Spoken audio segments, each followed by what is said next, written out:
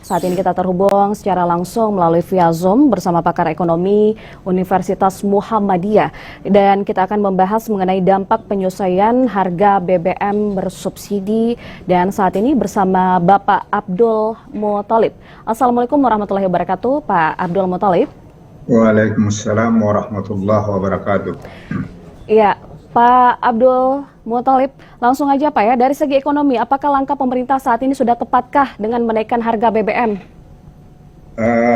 Berbicara tentang tepat atau tidak, tentu kita harus mempunyai parameter seperti itu. Nah, yang kita dapatkan gambaran atau indikator yang kita bisa ukur adalah bahwa kenaikan ini sebenarnya tidak lain dengan tujuan untuk menghindarkan orang-orang yang sebenarnya tidak berhak menerima atau menggunakan BBM yang bersubsidi. Iya, Oleh seperti karena apa Pak? itu Orang-orang pemerintah apa Pak punya maksudnya? cara menaikkan harga BBM yang bersubsidi, lalu mereka memberikan bantuan tunai langsung sehingga terjadi kompensasi. Ya, jadi kompensasi sehingga betul-betul ada kompensasi yang diterima oleh masyarakat kecil yang sebenarnya berhak menerima BBM yang bersubsidi itu, bantuan dalam bentuk bantuan tunai langsung. Nah, cuman persoalannya sekarang adalah kalau menghilangkan subsidi itu lalu dikompensasikan dalam bentuk bantuan tunai langsung, seberapa besar, apakah ada keuntungan pemerintah antara selisih menghilangkan subsidi itu dengan bantuan tunai langsung itu? Itu yang harus sekarang kita ukur. Nah, jangan-jangan bahwa pemerintah juga mengambil keuntungan atas selisih mencabut subsidi lalu memberikan bantuan tunai langsung. Misalnya nilai subsidi itu adalah 1.000, lalu setelah diberikan kompensasi kepada bantuan tunai langsung hanya diberikan 800, sehingga masih ada ya sekitar 200 keuntungan, ekuivalensi keuntungan yang diterima oleh pemerintah. Ya.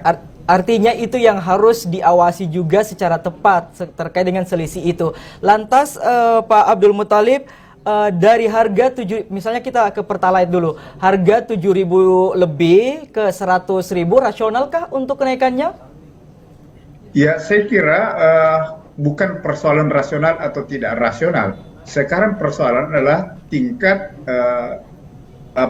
dampak dari kenaikan itu yang berpengaruh terhadap kemampuan atau daya beli masyarakat itu sendiri. Kalau misalnya kenaikan itu berakibat terhadap naiknya harga barang yang berkontribusi terhadap inflasi, maka itu tidak rasional sekali. Tapi ya artinya pasti suatu keniscayaan ketika harga BBM itu naik, otomatis seluruh sektor pasti juga akan naik harga-harganya. Seperti itu ya Pak? Sudah pasti itu, sudah pasti. Karena ujung dari semua indikator kenaikan harga itu adalah pada harga BBM itu sendiri. Kalau harga BBM itu naik, pasti semua indikator-indikator barang itu akan terikut seperti itu. Iya, baik, itu baik sudah Pak. pasti. Lalu dampak penyesuaian harga BBM bersubsidi apa Pak? Ya, dampak penyesuaian bersubsidi itu kan mungkin pemerintah juga tidak akan tidak akan terlalu bisa lama ya memberikan bantuan subsidi langsung itu, karena sesungguhnya itu hanya kalau hanyalah ibarat obat peredah sakit ya. Jadi sakitnya harus diobati dalam waktu sementara, sehingga sesungguhnya kalau pemerintah sudah melihat bahwa masyarakat ini sudah tidak perlu lagi diberikan subsidi, maka pasti pemerintah akan mencabut subsidi itu. Dalam tanda kutip hanya sebagai obat. Lantas apa yang sebaiknya atau seharusnya dilakukan oleh pemerintah, Pak Abdul Muthalib? Ya, jadi kalau misalnya seperti tadi, yang saya katakan tadi, ada selisih, ada diferensiasi antara nilai subsidi misalnya 1.000, lantas diberikan bantuan tunai langsung hanya 800, maka 200 itu harusnya digunakan untuk meningkatkan perekonomian masyarakat, memberdayakan masyarakat sehingga daya beli mereka itu akan bisa meningkat. Misalnya menghidupkan UMKM, meningkatkan ekspor, ya, dan seterusnya. Apakah bisa Kemudian menutupi, ada Pak? semacam skim subsidi pada kegiatan ekonomi yang lain. Itu yang harus Iya. dilakukan oleh pemerintah. Dari amatan Pak Abdul Muthalib, dari tanggal 3 Pak Jokowi mengumumkan soal penyesuaian harga BBM hingga hari ini di tanggal 6. Dampaknya sudah terasa kah Pak yang Anda amati? Oh ya, sudah. Saya kira sudah mulai barang-barang ini sudah mulai merangkak naik, ya.